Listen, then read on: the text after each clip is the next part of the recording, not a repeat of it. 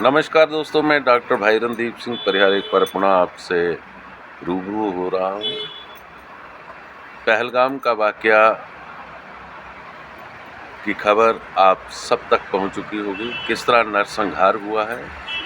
और मैं ये समझता हूँ कि देश के प्रधानमंत्री को इमीडिएटली होम मिनिस्टर और एलजी जम्मू कश्मीर को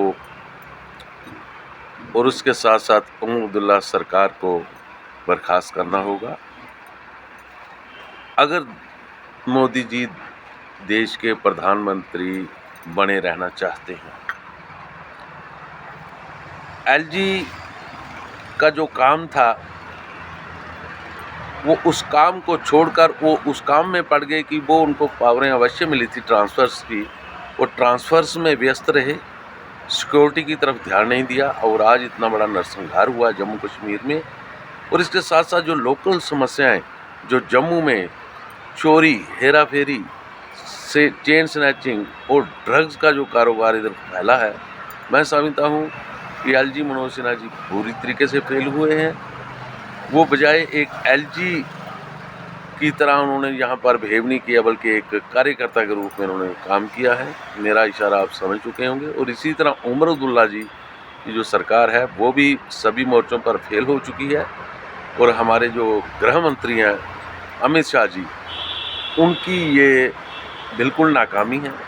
अगर आप इनको सह करते हैं तो बहुत अच्छा है, अगर आप नहीं सह करते तो हम ये समझते हैं फिर आपका भी इस्तीफ़ा हो जाना चाहिए, क्योंकि देश ऐसा लग रहा है सुरक्षित हाथों में नहीं है।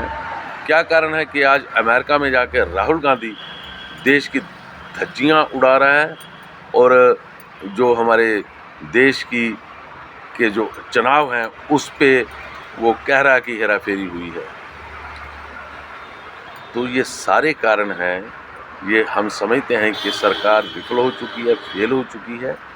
ज़्यादा राजनीति की बातें ना करते हुए मैं इतना कहूँगा देश के प्रधानमंत्री जी से, तो वो इमीडिएटली गृह मंत्री, एलजी और उमर अब्दुल्ला सरकार को बर्खास्त करें, नया एलजी भेजें, उसके साथ जो लोकल मुकामी हमारे लोग हैं उनमें उन 10 एडवाइज़र यहाँ पर तैनात करें और नए सिरे से जम्मू कश्मीर की तरफ फोकस करना चाहिए।